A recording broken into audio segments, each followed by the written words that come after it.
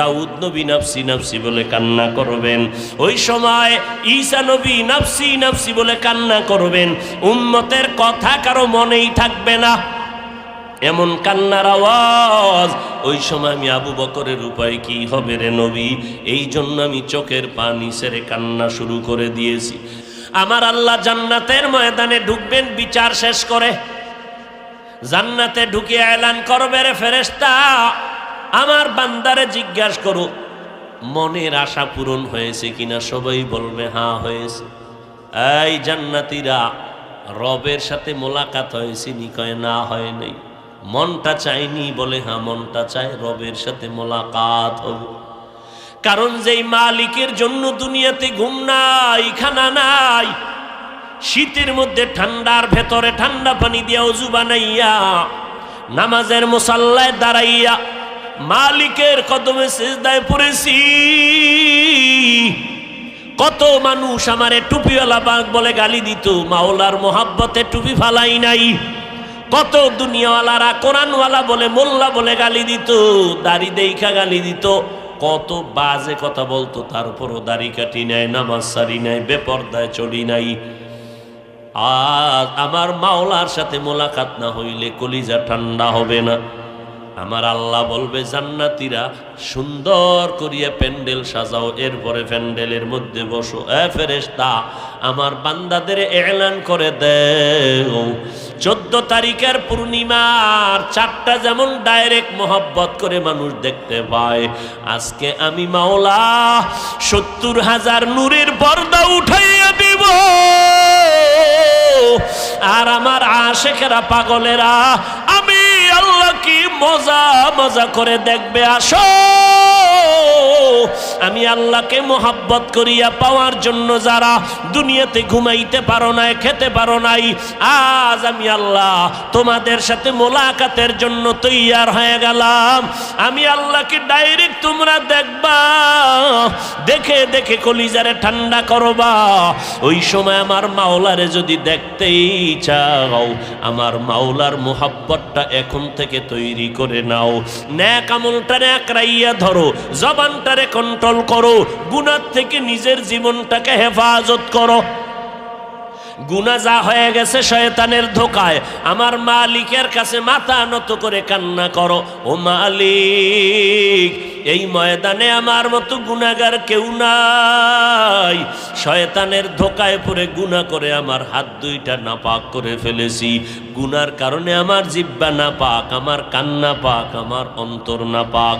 ও আল্লাহ আজকে থেকেই তওবা করে নিব, আমি আর গুনাহ করব না রে আল্লাহ, কারণ গুনার শাস্তি সহ্য করতে পারবো না।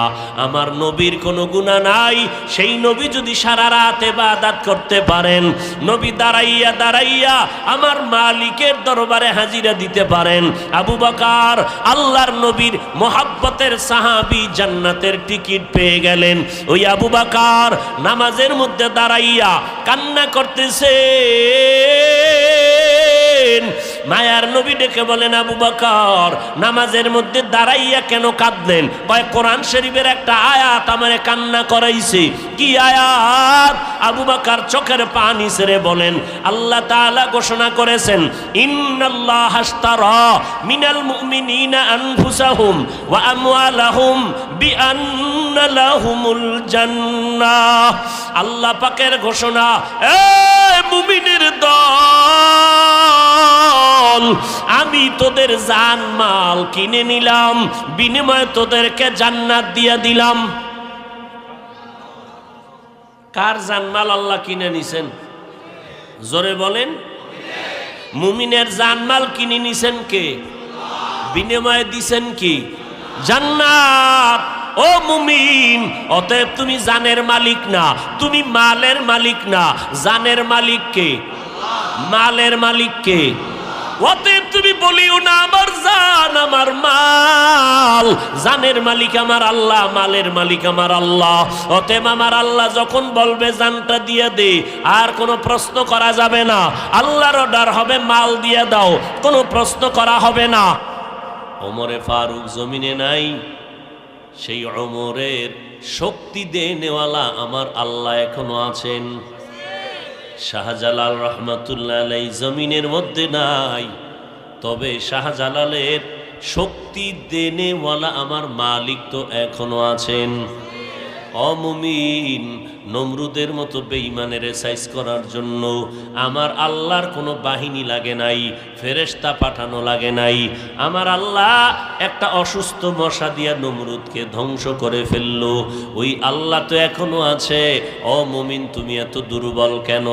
জীবন যাবে, কল্লাও যদি যায়, এক বিন্দু রক্ত থাকতে বান্দা প্রতিজ্ঞাবদ্ধ হতে হবে।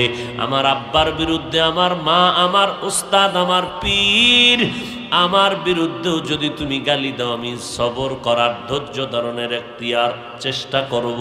কিন্তু আমার আল্লাহ, আমার নবী, আমার কোরআন, আমার ইসলাম, আমার এই সমস্ত বিষয় নিয়ে যারা উল্টা পাল্টা মন্তব্য করবা, ময়দান থেকে বিচার না হওয়া পর্যন্ত এই দুশ্মনের প্রতিবাদ চলবে, ঘরের দরজায় ফিরে যাওয়া হবে না।